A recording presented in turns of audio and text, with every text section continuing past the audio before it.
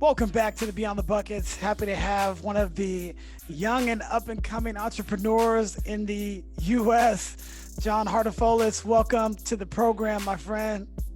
Thank you for having me. I'm super excited about this.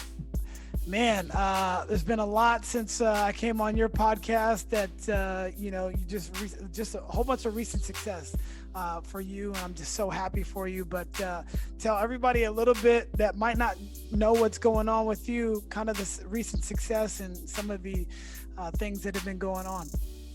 Of course. I just want to throw it back to the success you had on my show, predicting correctly the 2020 NBA Finals, so can't forget that. But since then, a lot of cool stuff has been going on with my show. So basically, just gives everyone some background on me. I just started my own podcast 4 months ago, Big Fellas Basketball, just interviewing really cool people in the sports industry and really growing my network that way. But then I've also started the Sports Business Club in my school at Baruch College in the city, Bearcat Sports Business Club. We've had a lot of cool guests on there coming and talking to the students, which has been great. And then I actually officially started my internship at X2 Performance, I think the week after we spoke. So that's actually been going great because I'm finally getting that real world work experience that I've never had before. So I'm in these huge conference meetings. I'm sitting with all these cool people that are they've been so nurturing in helping me get through that process. So, I mean, those are my 3 main initiatives now. And hopefully we were supposed to have a season in the next few weeks. That's obviously been officially pushed back into at least January. So now I'm focusing all my efforts on those 3 initiatives and seeing where that takes me. So for people that may not know, you are a college student right now studying business, and you were doing all of these things in a pandemic, which has obviously hit so much of, the entire world in many different ways, but you've been able to pivot and make it a benefit, starting the podcast, just doing some of these new business ventures. What has really motivated you during this time to actually start to pursue some of these things that you really wanted to do long term? That's a good question. That's a really good question because I feel like I've always been kind of motivated to just always just get 1% better every day. I know it's something you say a lot of the times too. And that's something I've always thought about in whether it's with basketball, which I was playing up until just recently, actually, when you think about how I just started college. But it's always, to me, it's always been a motivation just to get better you could also say proving everyone wrong is also another motivation. But I think the deeper meaning is just really finding fulfillment because honestly, having this show and reaching out to all these cool people and talking to everyone, that's really giving me a sense of fulfillment right now. I tell people and they see it when they're with me that, I jump up and down like a little kid when I get a LinkedIn notification, whether it's someone messaging me or connecting with me that I never thought would connect with me or message me. Those kind of small little feelings of immense joy are kind of like that is just, as you've been saying before we got on the call off air, it's just that little motivation, that those continuous small wins that just keep me going kind of. So tell me a little bit about your podcast. One, how have you been able to get all these really cool guests? Like, what is the technique? Obviously, I've started the podcast during the pandemic last March, or April. We're kind of been doing the same thing, but I'm always interested. And I know the listeners are interested to see how this all takes place. And then what are some takeaways that you've gotten from these people that you've interviewed? And the last question of the 3 would be, who has been your favorite interview? Obviously you can't say me. I know that would be the best interview, but if you had to pick one of the interviews, which one would it be as far as like what you got the most out of? So 3 questions in one. Got it. Okay. So I'm going to talk a lot and I'm going a million miles an hour. So if I forget, I'll make sure to tell you that I forgot one of the 3 questions. You're forgiven if you're a New Yorker, so we expect nothing but that. For me to go super fast. So in terms of how I get all my guests, at the start of the show, I started on June 20th, the day before my 20th birthday, and that was like a thing of mine. It was like a goal for me to do it because I wasn't starting. And I think I might have told you the story before about how last year, actually, when I was a freshman in college, my really good friend Jesse K had started he had started his show when he was 16, and he had on people like Mark Cuban, Jack Dorsey, all through that niche of. His show was called 20 to 20. It was about him being a young entrepreneur. And his whole thing was, I'm 16 years old. And that was what was unique about him, was that I'm young, I'm trying to get into this space. And they would all realize like, oh, wow, this kid's so young, but he's doing all these cool things. Like, I want to go on his show. And they would do it. So he would always tell me, and I'd always be like, oh yeah, I'll do it. But I never really did. And then freshman year, we actually went to a Bucks Nets game. And I would go with my organization all the time. And we're sitting there waiting for Giannis to come out. And all these other small players are coming out, and all of a sudden, all the kids that are in attendance, we had about 1,000 people in like 3 sections, are going crazy over Chris Middleton, Brooke Lopez, all those guys. Mike Budenholzer comes out and no one says anything because he doesn't look, he's not 6'10" or 6'11", and they don't really know him by face. But I go to him, I'm like, what if I went up to him, said, coach, I'm an 18-year-old high school basketball coach. I love this play you ran in the second quarter after a timeout, blah, blah, blah. And he offered me a job, right? Like crazy, hypothetical. And my friend Jesse looked at me and he goes, or you can ask him to come on your podcast. And I was like, wow, like it's really like that, just thinking about it that way. I'm like, I got to start this. I started a show, got one episode out about a 2019 playoffs preview, did a lot of statistical research. I think it was a chock full of good information, but obviously I wasn't a good speaker at the time. And to be honest with you, I didn't even post that episode on my social media because deep down, for some reason, and I know a lot of people can relate to this, I was a little bit embarrassed about it, whether it was the name of the show or what are people going to say about this? Are they make fun of the name? Are they going to make fun of the way I talk in it? And you start to judge yourself internally. And Gary Vee talks about it all the time in terms of the reason why people don't post on, he always says TikTok, but the reason you don't post on your Instagram story 10 times a day, or you only post once every 3 months, is because you're trying to get the best post to impress people, and you're worried about what they think of you. For sure. And that was, and I suffered from that too.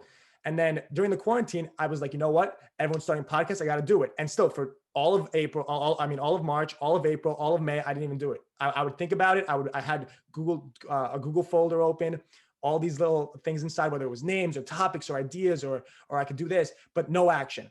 And then when it came around June time, I just finished doing the Making Lemonade fund. We had just wrapped up. We just reached our goal of $100,000, also through my friend Jesse.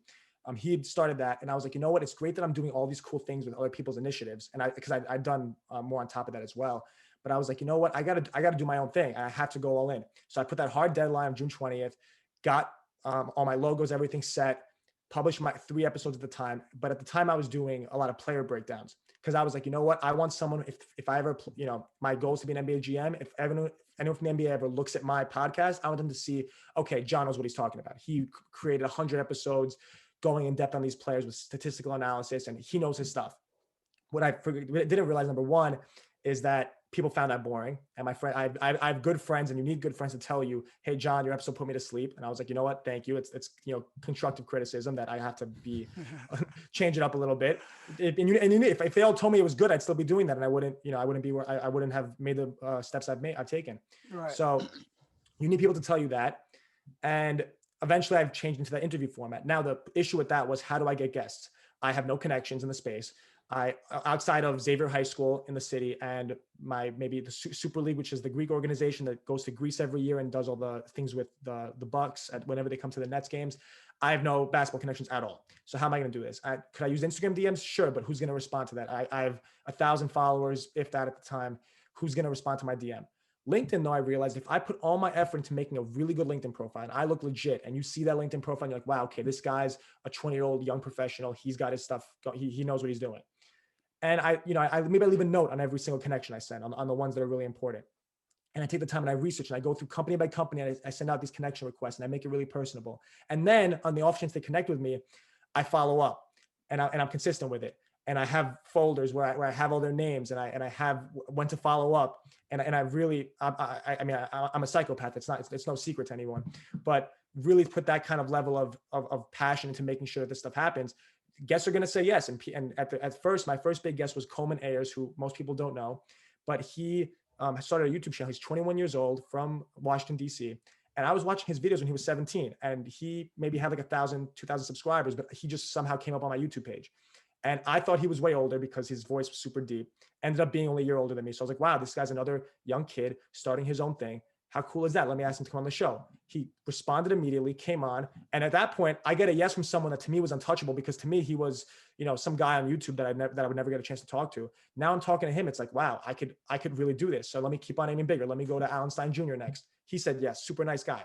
Let me try, and I made a G League head coach next. That was Ty Ellis. Great guy. Let me try Bone Collector, a street ball legend who, all I've seen are him breaking ankles on Instagram, but maybe he'll say yes. And he did. And it just kept on going and going and going to where just a few days ago, I had on Tommy Shepard, the GM of the Wizards, who obviously it's my dream job. I emailed him. I found his email off some random website. Someone had their reference page open. So I'm a psychopath. I admit it. I went through, I found a coach, some college coach's website, and he had his whole reference sheet public. Took the email, put it in, and maybe it would work, and it did. So that's it really is, it's difficult, but it's something that you really have to keep on doing to really get success out of it. So that's the first question. Now, after that 5 minute soliloquy, I kind of forgot the other two. I think last one was my favorite guest. What was the second one? Yeah. Well, you answered the first two really. Oh, okay. But Great. yeah, your favorite guest so far. In terms of who was the most fun, I'd have to say George Mirasan. So Mm. that was a fun one. He was a really funny guy. And it was fun just communicating with him up until that. And then when he came on, he just had a smile on his face the whole time. That was a lot of fun. But in terms of the one that like really I was like shocked about, and like it's got to be Tommy Shepard, because that was just the preparation I did for that one. I just really wanted to make sure I knew my stuff. And it was as if it was my first interview again, because I feel like after like those first ones, I was nervous. Obviously, I had a big questions lined up. As time went on, I started just getting down to like one line topics, or maybe even just a word, just to remind myself if I needed it. Look them up 10 minutes before the interview. But I have an understanding of who they are. I've honed my podcast skills enough. I can talk to anyone for a half hour, 45 minutes. With him, I was like, oh my God, I got to go back to the drawing board and really make sure I have my stuff set. So I did that. And with him, I mean, I was still kind of, it was as if it's one of my first shows. I was kind of nervous, but in terms of like what that meant to me, that one was definitely super impactful. And I'm really happy that I was able to like get that one, and hopefully it can just keep on going. Well, I got to start hustling more. I mean, good Lord, you're working really hard, man. That's so cool that your hard work pays off. And for anybody that's out there, whatever age they are, I think the key thing is just to start. We might have really great ideas, and that was my whole thing too. Like I feel like I have a lot of great ideas, but I was only focused on this or that. But there's other things that I wanted to do. And why do you want to hold yourself back or limit yourself?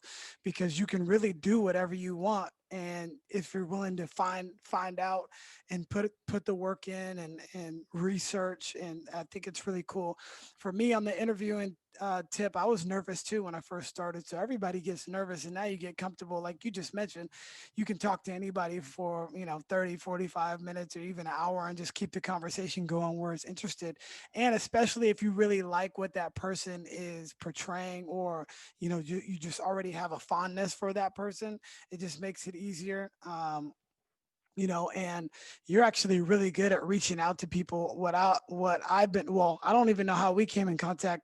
Did you reach out to me directly, and then I know you sent me Yep. a message. Yep.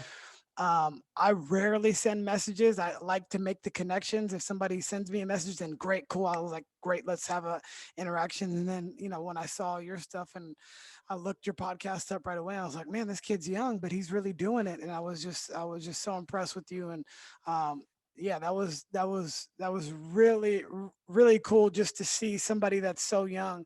I mean, some of my players are 17 years old, which is 3 years younger than what you are right now. And to see what you're doing is just so inspirational to adults who are 20 years older than you. So that's awesome, man. Just keep on going. Um, what is it like to be an entrepreneur so young at age 20, as well as a student? What is that day to day like for you? Trying to keep up with your studies and then doing all these different ventures that you want to accomplish as a young person. Definitely. So the pandemic definitely helped a great deal in terms of, with classes being remote, it's been so much easier to just, it's not so much that the coursework's easier, but it's just that the flexibility is just there. Because normally if I had a normal 8 to 4 class day where I'm going to class and then, okay, now I have a 2 hour break, but I'm in the school, I have to find a Starbucks and get my work done or something. And I'm moving from class to class, and in the class, there's stuff going on all over the place. And that makes that's much more difficult in that setting for me to start this podcast, because I can't just take a step away and oh, last minute record a show. If Tommy Shepard emails me the night before at 11 o'clock saying how's tomorrow at 1, it's much harder for me to make that 1 o'clock happen. Obviously I would have to get it done for that under that circumstance. But now with the way things are, my internship's remote, my school's remote. And a lot of people would say like, oh, I can't wait to go back. And obviously it's fun. But for me personally, I mean, that whole entrepreneur mindset just makes me really want to just keep this going, because the flexibility that it's afforded me is really just what's unlocked everything for me. But in terms of like the day to day before this, when I was really just coaching and going to school, I used to go to Stevens Institute in Hoboken, right over it was a quick 10-minute train ride to the city. I would go to school, I dorm there, take the train over, practice at 4:30, I'd even go early at 3 o'clock for the varsity practice, and then obviously coach my freshman team, finish up with that at like 6:30, get back to school. Like, and then it was just going from one world to the other. I'm in one world with all college kids, and I'm in another world with 14-year-old boys. So it's obviously two very different extremes. And that was great for me for that year and a half. And then I realized, you know, if I should go all into this basketball stuff, because it's really this is really, whether it's through Xavier, the connections I get from their coaching, or all this other stuff that I will be doing, and this ended up being what I'm doing. I didn't know it at the time that it'd be a podcast or whatever it would be. I was like, I have to make the switch to Baruch, which is a much more affordable school, much closer to home. So now I can commute.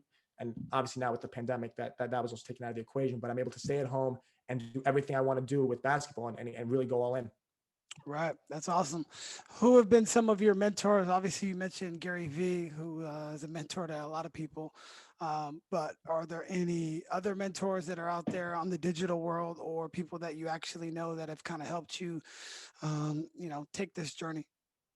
Definitely. Oh, so many mentors. I mean, I really, it's crazy because I'm gonna have to give credit to my parents for being so supportive of this whole thing. At first, they don't understand basketball that much. They didn't really get it. Even now, it's still kind of difficult in terms of like them really getting what I want to do. Now they get the business side of it. But at the beginning, it was like, oh, he just likes playing the game, and it was like they always saw it as like a pastime as opposed to a real thing.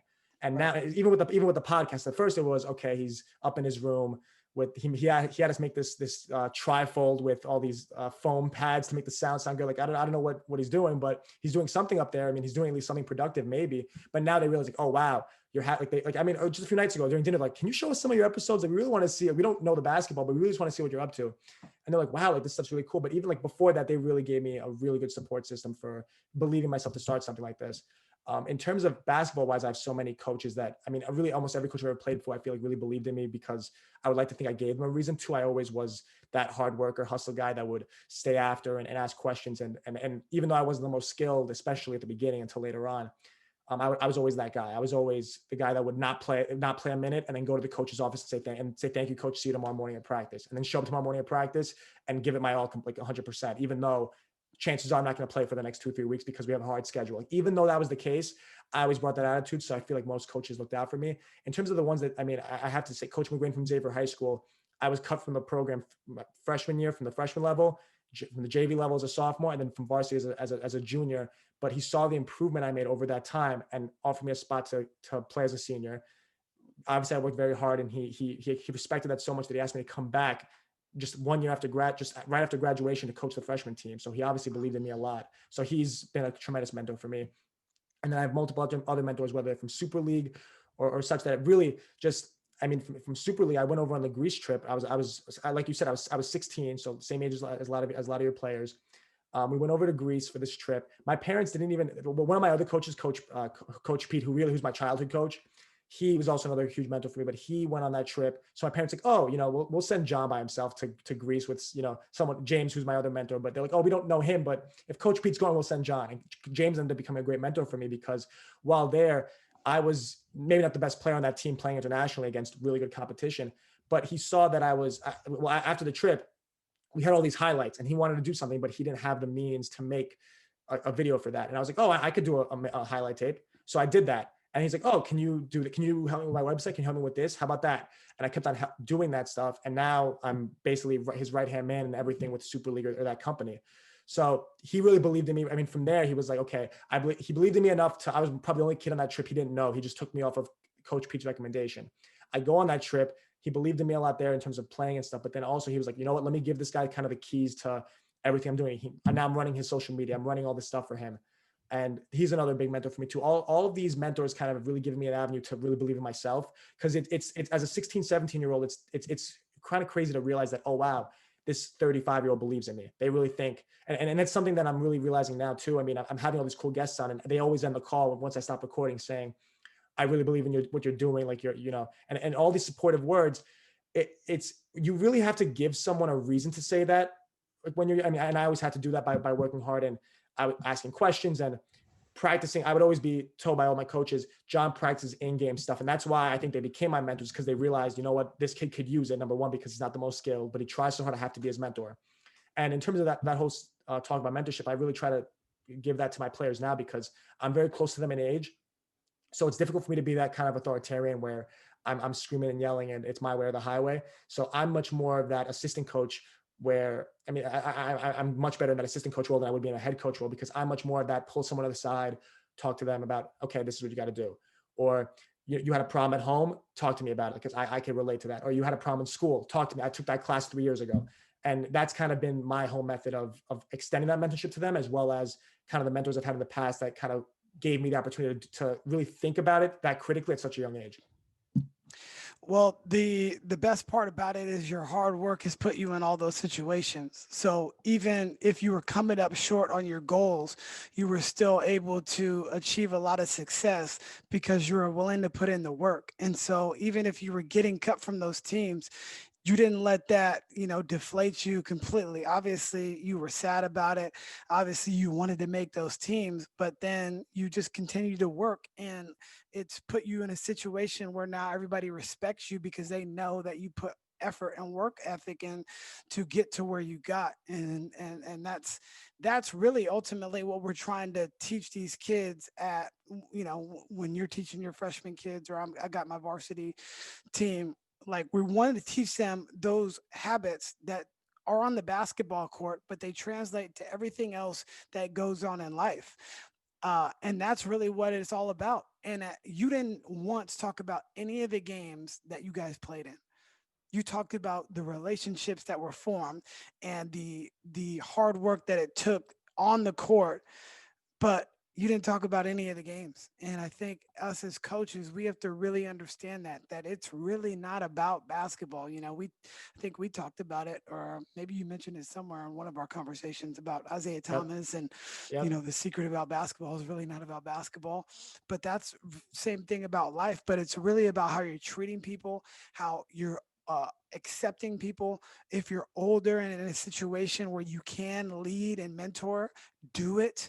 If you are younger, seeking those opportunities for being mentored are so very important. And I was just on a podcast um, that just dropped this week with Sammy Doucette. She used to work in Kobe's organization, for his youth organization, Mamba Sports. And she asked one question. I was kind of cut off guard, but I think, meeting you and getting to know you, I would have been doing what you were doing, what you're doing now. I would have did that. I would have told myself to do that at that age, where it was like reaching out to people that you didn't think you can come in contact with. What's the worst thing that they're going to say? No. And then you keep it moving. But if I was to tell my 20-year-old self, what should you be doing? Reaching out to older people that can possibly mentor you and help you. And then eventually you're going to do that for somebody else. That's what coaching is. That's the reason why I got into coaching. I'm sure that's why you got into coaching. And other than loving the basketball game, but that's really the most important part. So. For sure. While games might reveal that, like what you said, like I've heard the quote before that basketball doesn't build character, reveals it. Now, while I do think like I've heard that quote before, I do think it builds character a great amount.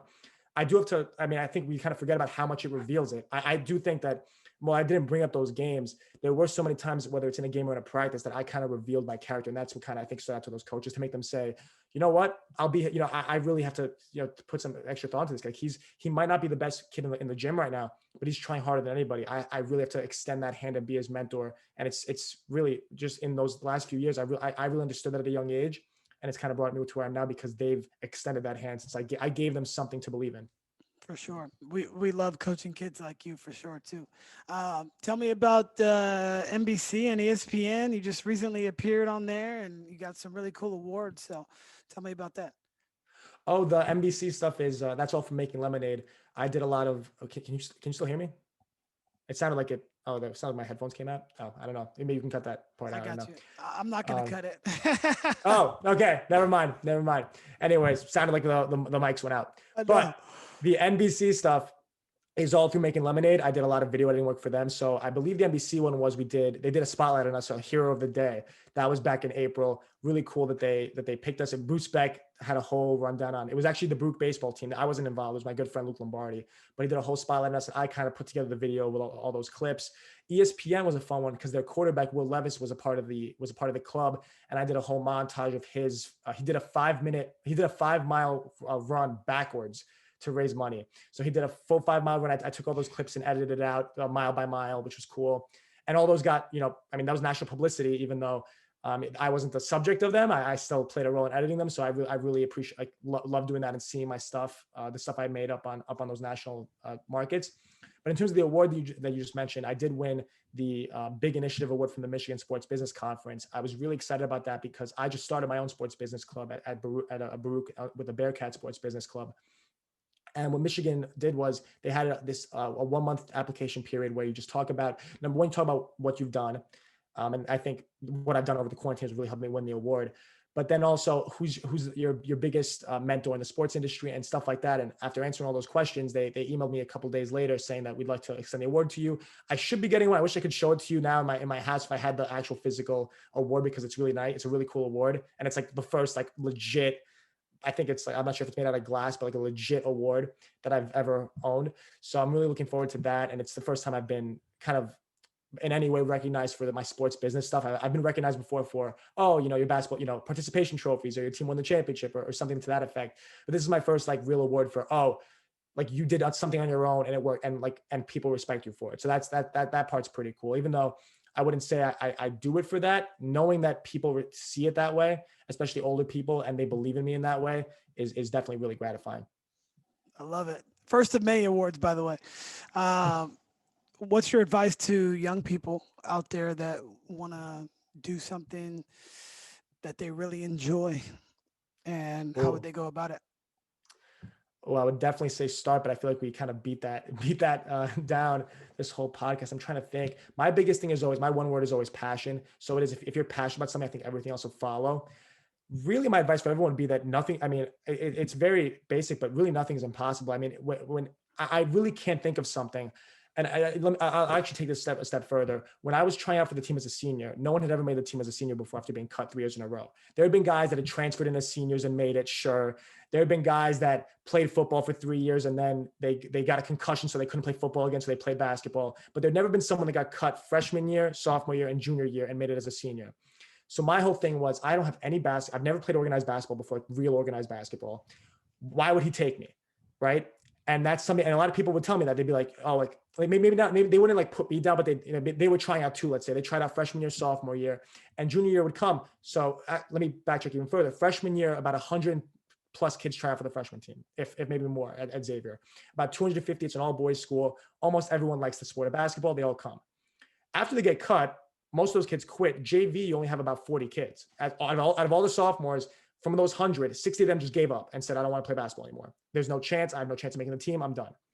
From that 40, the varsity tryouts only have about 20 guys. And it's the 15 guys that are seniors, juniors, and sophomores. The sophomores that are about to get moved up, maybe, guys that played JV the year before or freshman the year before that are really good. And then 4 or 5 guys like me who are juniors and seniors that are hopefuls. And even those guys sometimes quit halfway through the tryout because they just don't see the point. They don't think it's possible. So for such a competitive thing like that, it's very easy for me to listen to my friends saying, oh, I'm not trying out this year. There's no chance. Junior year, I had every reason to believe that, because it's not like I just got cut freshman and sophomore year. I was like the first cuts. When I tell you, like, I was like the same height I am now, but maybe 50 pounds lighter. I was super skinny, couldn't play anything. I probably traveled every time I caught the ball, had no place making the team. No place. So you didn't play at high school ball at all for your first 3 years? At all. I played in the Greek, I played in the Greek church league. And I thought I was, and like even there, which is like, it's a much lower level league. I didn't probably score my first points until my sophomore year, where actually I'm like, oh wow, now this is like, I'd always watched the game before that, but I never really got into playing it. Cause I know it. I mean, my parents, my dad, I don't know if I told you this. My dad's 5'8". My mom's like 5'4". I'm 6'4". It's like a genetic anomaly, but there's really no sports being played in my family. So I never really played as a kid. And then when I got older and I was watching the game, I'm like, you know what, let me try playing. And I was terrible. So that only further extends the process. But then in being terrible though, coaches still would look at me because I did all those little things that we spoke about before. Coaches in that Greek league would still put me on their team because, like, you know what, this, like, I see something. He might not be something now, but in 2-3 years, he'll be like with some work, he could be really good. And that's what ended up happening, especially in that league. But in high school, so many guys would tell me junior year, I might have been one of like 2 or 3 kids from that class trying out. Oh, everyone had given up. All my friends would tell me like, "Oh, you're trying out again this year? Like, are you good? Like, what do you think?" Like, they would all laugh as if like, what do you think is going to happen? Like, we're all giving up because there's no chance. You have to find something else. And then junior year, actually, after getting first cuts every year, I made it to the next tryout, which I'd worked so hard. The year before my sophomore year, I joined track and really I started off, if anyone understands track, I don't know if you're well aware with track times, the 200 times, I was running 32 seconds as a 15-year-old boy in high school. There are overweight throwers, everyone. There's so many people that run faster than 32 seconds in the 200. They're old, they're people, right? That was super slow. By the end of that year, I had broken 28, right? In just 5-6 months, I broke 28. Still not fast, but I was getting somewhere. By my senior year, I was running 24, if not close in practice, sometimes sub 24, because I worked so hard to get to that point.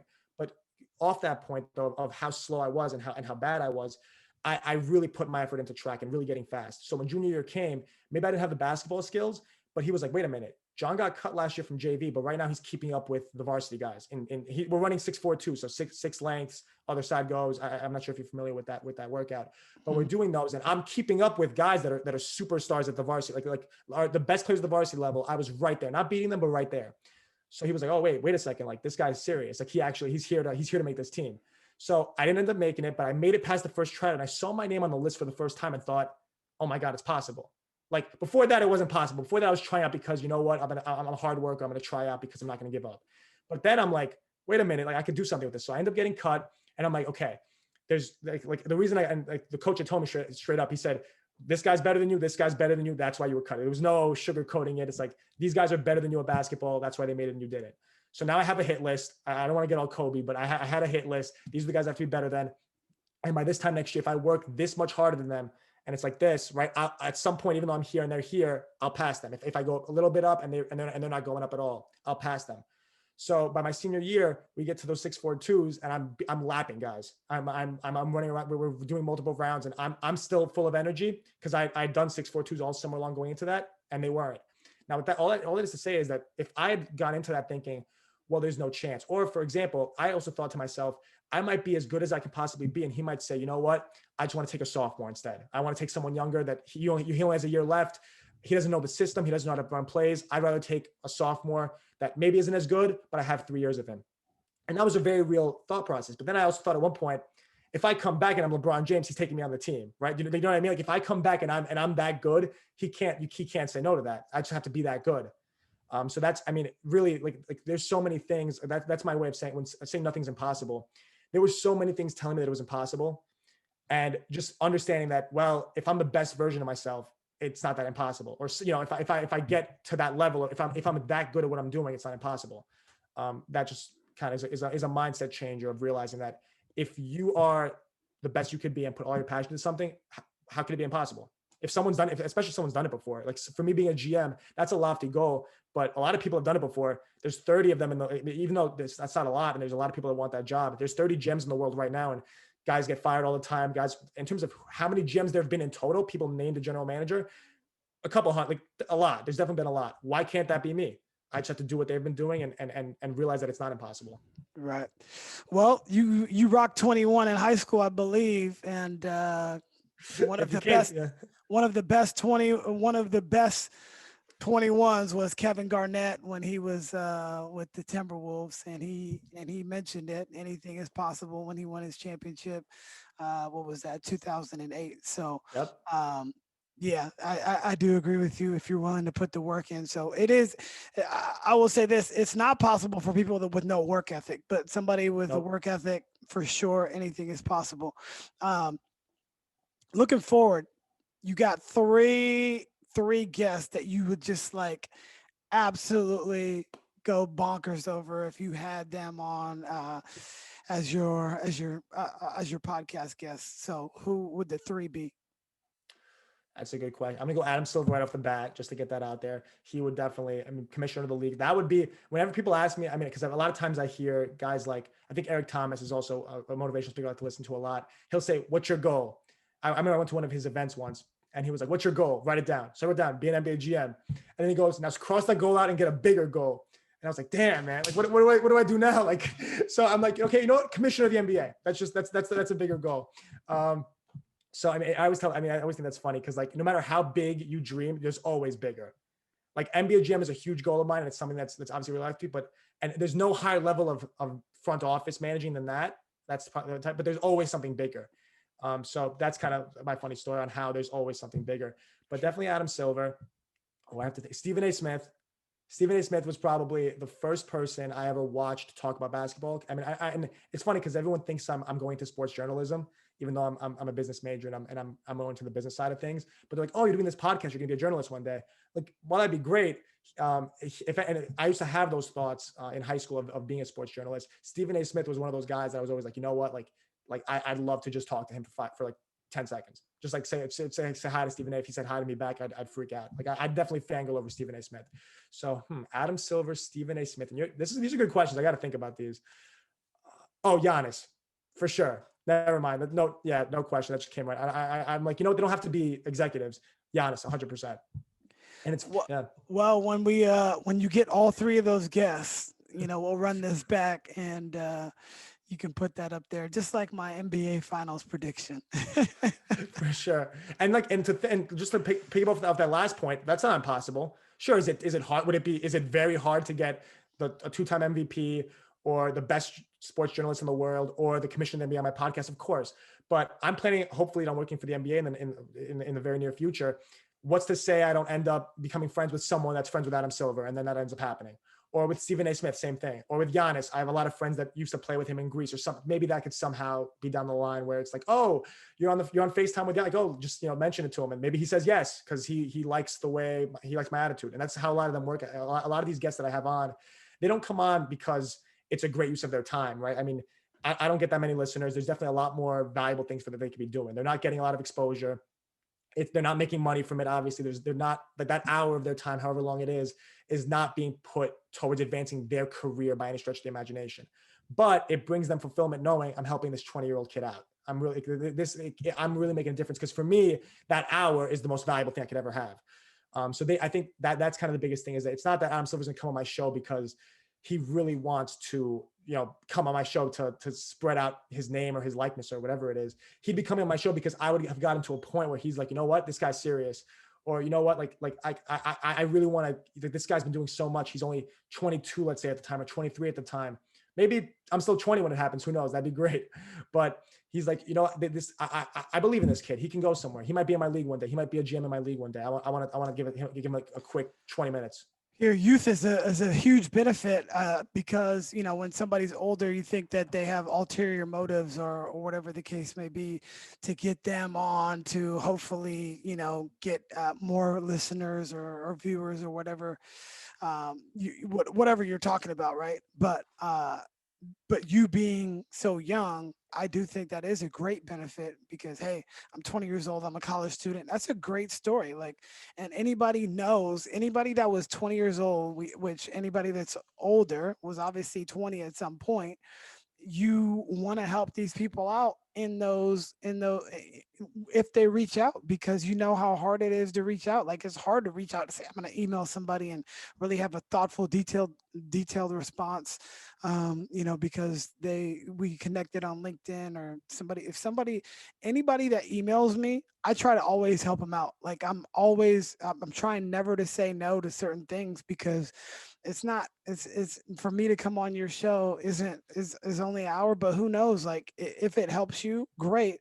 If somebody hears it, and, you know, great, but it doesn't really affect me, because I'm not doing it for that. I'm doing it for fun, basically. I'm not doing it to make money. I haven't made a cent off this podcast, and I'm sure you haven't either. Most people don't, unless you're Joe Rogan or Bill Simmons or somebody, or Jalen Jacoby, who have really huge you know, followings, you know, and for people like us, it's more about just sharing information. If we have 200 listeners that listen to it, or 300, whatever the case, at least, like, that means a lot to me when somebody listens to my podcast, or I have a really good guest that's so insightful that selfishly they're all helping me. I'm getting the best version of every one of these people, and it's so empowering.